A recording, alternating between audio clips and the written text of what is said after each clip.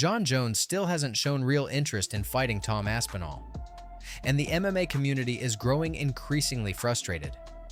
In recent weeks, the waiting has pushed fans' patience to the limit, sparking widespread disappointment and criticism. Could we expect one more rodeo? I don't know what life holds as far as fighting and competing.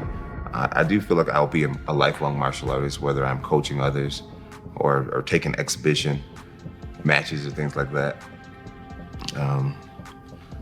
There's a lot of great competition still in the UFC. I do view myself as more than a fighter. And being in my position, I feel like I have a lot more options than a lot of the other fighters as far as the ability to leave and return and things like that. And so right now, I'm just focusing on love, happiness, kindness. We're in the quarter century mark. And this year should be a really special year. So this year, I'm saying yes to more opportunities. Hence me being here, meeting you. So grateful. I'm glad that I'm doing this. I've been meeting so many great people. I'm saying yes to more opportunities. I'm traveling more. I'm consciously being kinder to people. Fans have begun signing petitions urging the UFC to strip Jon Jones of the heavyweight title entirely. Whether you agree or not, the conversation has become impossible to ignore. To be clear, no one is denying that Jon Jones is one of the greatest fighters of all time. His resume speaks for itself. However, it's also undeniable that he's been inactive for over a year, leaving the heavyweight division stagnant, and fans increasingly frustrated with the lack of movement. But I think they just wanted that one more fight. They felt like it could be a big fight, and they're giving it their all. He gave them a number. They met the number. He said thanks, but no thanks. That's what happened. And I think he wanted, deep down, as we read the tea leaves here, I think he probably wanted them not to come to the table. And then he said, hey, guys, not on me, right? I feel like that's the safest bet. Fight. 100%. And that's it. And what about this? There are people who have started a petition to strip Jon Jones. We're now at 115,135 as of maybe an hour or two ago when we took this screen grab. Which was actually, we took a first screen grab an hour ago, and it was at like 113, 114, and then an hour later it was over 115. Okay. Wow. I signed it. Yeah, so, but here's the thing. Jon does also bring up a good point. If Jon told the UFC like 2 months ago, hey, I'm not interested, it's no longer on him. Agreed. You know what I mean? So, like, you remember one time I sat here and I said the UFC is not to blame? And I said that because they met the number. But now if he tells them, hey, I'm not interested, all right, you could say, well, you're to blame because maybe you told them, hey, if you meet this number, I'm fighting. And then you could say, all right, UFC is now back to blame because he told them 2 months ago, you know, I'm out. Why didn't you give Tom Aspinall a fight? There's this whole thing. Now, I heard Dana White say recently, like, look, we got to give these guys 3 fights a year. Remember we talked about this yesterday? At the center of the heavyweight division's logjam is Tom Aspinall. Based on online reactions, interviews, and podcasts, more and more fans and analysts believe Jon Jones is avoiding the Aspinall fight. Not due to rehab or timing, but because of the risk Aspinall presents as a dangerous opponent. An idea. He was the one who delayed and delayed and delayed till Francis was out the fucking door. He could have fought Francis a long time ago. If he'd just taken the chance of going up the heavyweight earlier, we could have had him versus a prime Cain Velasquez. Cain Velasquez was 240. Jon Jones is 260, 265. And you're telling me Cain Velasquez was too big for him? What a load of shit. Stipe Miocic could have fought him in his prime, another one who was no bigger than Jon Jones. So when he's giving it the big and being like, oh, well, people always think someone's going to come and dethrone me. And yeah, I get the narrative. That was the way at light heavyweight. There was always that next guy coming up. But you ain't never fought an animal like Tom Aspinall, who is as quick on his feet, who has the speed that he does at 260 pounds, who has the heavy hands that he does. You have never been in there with a beast like that. It's just not happened. I'm not saying that means Aspinall wins, but for people to do the Tyson Fury thing of going, oh, well, he's always won, so therefore he always will win. The best heavyweight MMA fighter in the world. By default, that also makes you the baddest man on the planet. If you were toe-to-toe with any other man in the world, you could them. What do they call him? SAS? He's trained to maim and hurt. These people are trained to they want to render you lifeless. Completely agree, but I do have a counter argument. We are trained to hurt each other. That's part of the sport. They are trained to They are trained to poke eyes, knee in the groin. When the rules are taken away, who's to say that we can't headbutt them? If we're talking no weapons, you could get any MMA fighter and put him against a SAS special. 9 times out of 10, the MMA guy will come out on top. Let's face it, Tom Aspinall is a nightmare matchup.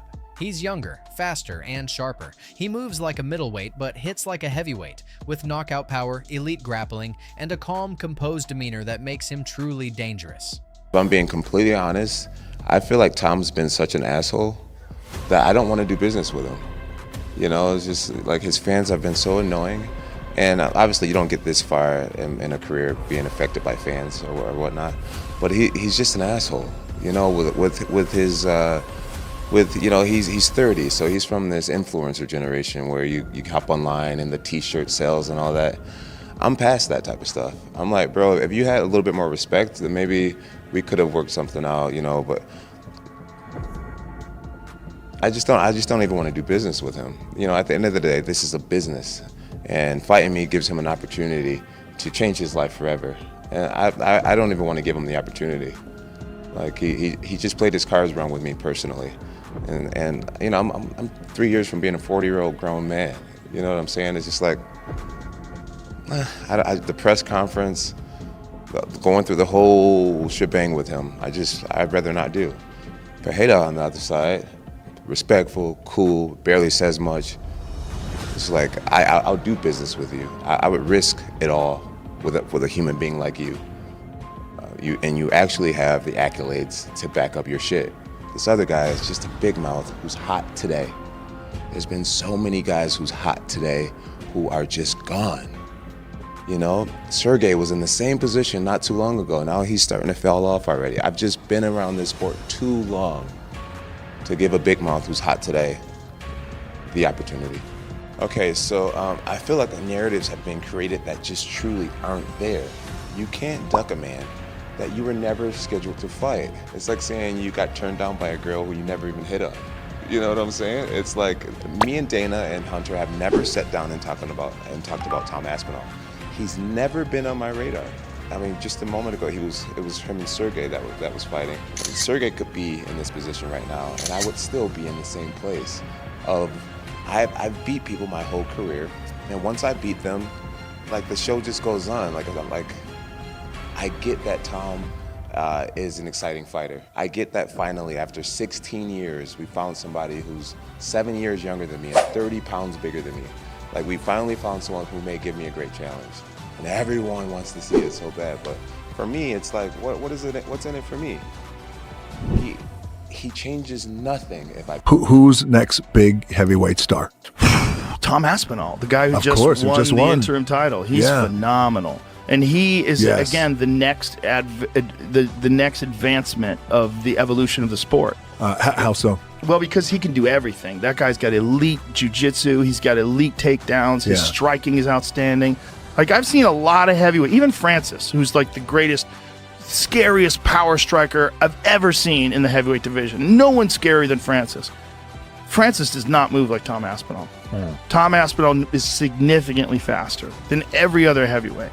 That's a real problem because he's a heavyweight and he's a big guy, a really big guy, but he moves so fast. And so his speed has always been like extraordinary compared to other heavyweights. Like, he just fucking moves in. It's all like fast, explosive movements. So he's got natural speed, but then he's also got a lot of training to execute quickly. So when he moves in, he closes the gap. You can see like he's fast for a big guy. Right. I want to see it so bad. John was shitting all over Aspinall. Saying that I think that's a bad way to go. He was lucky that he blew his knee out with Curtis Blades because Curtis was teeing off doing on well. him. Unless John avoided him, unless John used his wrestling to avoid exchanges, you know what that's all about.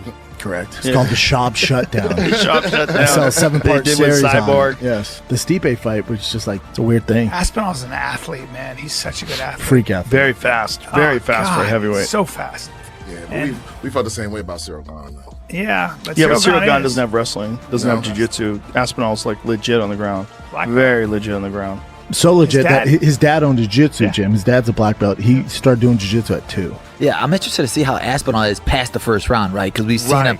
He looks so fast. He looks. You're like, nobody moves like him. He looks like a younger Kane. Right. But he just keeps knocking these guys out so quick. So I'm like, let me see him past the first round to see if he has that cardio as well. And of course, it's been pretty interesting, all the stuff that Jon Jones has been saying to the media this week. And I'm sure there's more to come, but check out these. You're beating guys who aren't even champions, and you consider yourself a champion.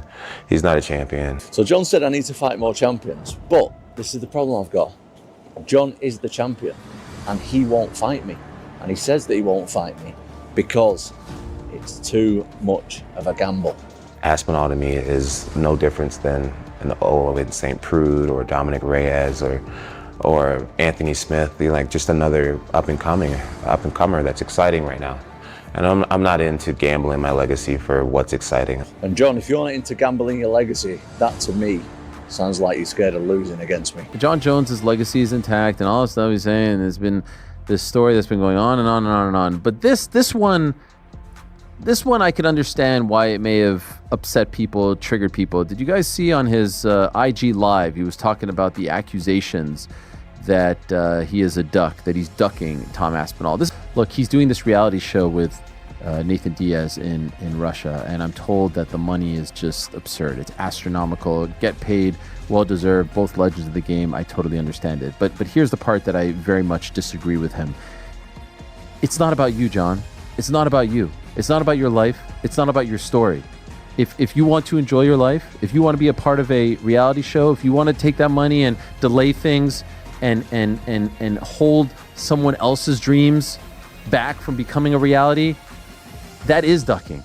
That is ducking, because there is a time-honored tradition in this business, in the sport, in combat sports, in fight sports, in sports period, that the whole thing has to move along. It's not about your story. He's elite as a heavyweight. A lot of the heavyweights, they're good, they're very strong, they're powerful, but they're not as quick and as agile and as technical as Tom.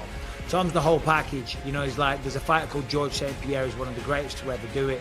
Tom's like a heavyweight George St. Pierre. He's got no weak areas. He's got absolute knockout power, super disciplined, super agile on the feet. He finishes everyone really, really quickly. However, he hasn't gone up against somebody like Jon Jones because, as I said, the competition in the heavyweight division isn't necessarily there on a technical level. Jon Jones is, and Jon Jones has fought way better competition than Tom. That's just a fact. But Jon's never fought anyone like Tom either. Jon has never fought anyone the size of Tom, and that can generate that kind of power. He had 2 heavyweight fights, one against Cyril Garner, who took him down really quick and he choked him out. And then he went up against Stipe Miocic. He was really good, and you know, he had a good little goal. But he was 42 and he hadn't fought for a while, and he's getting on. Tom's 31, in the prime of his life. And I would be very surprised, and this sounds disrespectful, but I'd be very surprised if he got out the first. Considering all that, alongside a version of Jon who's been inactive, recovering, and maybe contemplating retirement, it's easy to understand fan speculation that he's dodging this matchup. From Jon's standpoint, however, it could run deeper. He has repeatedly said his legacy is secure. He doesn't need to prove anything to anyone. He's defeated legends, dominated for over a decade, and ascended to heavyweight for the definitive showdown with Stipe Miocic. He's publicly emphasized this and feels no urgency. In Jon's eyes, risking it all against a dangerous yet unproven champion like Tom Aspinall simply may not justify jeopardizing the tremendous accomplishments and reputation he's painstakingly established. UFC heavyweight champion of the world, Tom Aspinall. And I mean, as far as Curtis Blades go, there was also a lot of people thinking it could have gone over a round and a half. And I mean, you don't like second rounds. Like, what do you have against second rounds, Tom Aspinall? Absolutely nothing. His coach said in the build-up, we're going to drag him into deep water. We're going to drag him to the later rounds. So I was preparing myself for the later rounds. You know what I mean? That was me. I was going slow in there, man. That wasn't me trying to knock him out at all. I never looked for the finish. I was like they're saying they're going to drag me into deep water. I'm going to look in the camera and say, somebody drag me into deep water. I'm telling you, I want to feel what it's like. I want to see if I can swim or not. Jon Jones, if you can drag me there, take me there. Because right now, all these guys are saying, in my opinion, if you look at his body of work over the last 15 years, he's like as close as you can get to perfection as possible. He's like 37, 38 years old, but not only that, he's got 1 million miles on the clock. So he's got a lot of damage on the body. He's took a lot of shots to the head. And that's not me saying anything negative about it. That's the reality of it. And I'm sure Jon Jones is aware of that. And he's fighting one of the most concussive punchers in UFC history. And I just think I can exploit it. Like, I think to get out the way of me for 25 minutes at this point in his career without getting hit once, and that's all I need is just one, I think that's going to be... Fight, you know what I'm saying? Title fight. He's talking about with Islam. He's saying that he's a little new in the sport still. Yeah, he's got a lot of work to do before. But he has a big future. You got a big future. Big future, but I think that same Habib career, not long. Yeah, not very long. Yeah, just start the pressure just didn't make the fight start. So it's got a lot. You know, you kept on keeping on, and I still are. So it's like, I feel like how's this even arguing? The longer you're on top, the more time your opponents get to study your footage. People fixate on fighting you instead of the next opponent, and it's starting. Yeah, it gets harder and harder the longer you stick around. We get older. And then they're yelling at you, and you're like, you know, you started since me. So it's like, why are you even talking? I feel like the comment that I made a lot of people upset, a lot of Islam fans upset. But really what I was trying to do is I was trying to translate for Nate to the Russians. Nate speaks in a very laid-back way. He speaks with a lot of slang, and if you're not American, it may be hard to understand what he was saying. So I was really just trying to translate for Islam Makhachev is a better version of Bilal. I think his striking on the feet is I think it's easier than Bilal because he'll stay in one stance. He's more traditional style. But yeah, he's the pound for pound #1. So it's a tough fight. But I guess we'll just watch all his fights again, make a solid game plan, and then just start working at it. From pretty much now, I'm going to start working on ways to beat him, different ways to get back to my feet, stuff in the takedown. But I'm pretty confident I can get this one done. Will you pick Volk's brain? Yeah, 100%. I definitely plan. After the last 2 fights, I've spent a bit of time in Wollongong. So yeah, I think probably the first stop, we go to Wollongong, talk to Volk, see what he reckons. Islam went up not out of courage. Islam did not go up out of adding hardware to put on his mantle. He went up with one condition, which is I don't have to fight Belal Muhammad. Now, he can sit around and say, I could beat Belal, and I wouldn't go up and beat Belal because I can beat Belal. The bottom line is you entered a division openly that you said you wouldn't face one of the top guys. That's not a sign of courage. That's a sign of cowardice. I don't love the idea. You have an undefeated. Make sure you understand what happened. I know this is your friend, DC. I think of Islam as my friend, too. But let's think of what happened. You have an undefeated, #1 ranked world champion who's chasing you down. He is willing to leave his division behind. He's willing to walk away from his belt to chase you down. You are so interested in getting away from this guy that you not only leave your belt, you leave your division, and the whole thing is only contingent that you don't have to fight Islam. Not for nothing. This is not the way champions conduct themselves. That's where I disagree with my boy Chael. I love Chael, and we have a lot of fun on our show.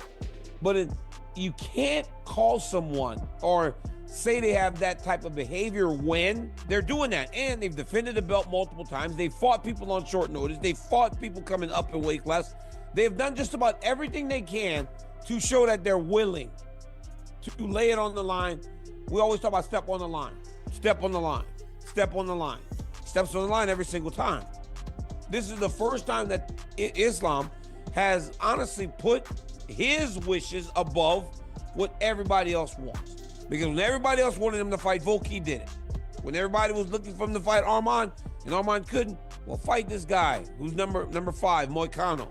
Dangerous, no training camp. He did it on a day's notice. He's always done it. So to say that it wasn't a great move in that regard, I don't agree with that. Where in our history of knowing Islam Makhachev is there anywhere that says this guy's going to duck anybody? That's not who he is. Those two words just don't go together, Islam and ducking. You know, it doesn't add up in any sense of the word. Like you said, there's certainly situations of guys quote unquote ducking, but you kind of have to define what ducking is too, right? Like, are they going out of their way specifically to not fight a guy? Islam's going for a bigger opportunity. Like I don't think that's ducking in any definition of the word that you can muster up.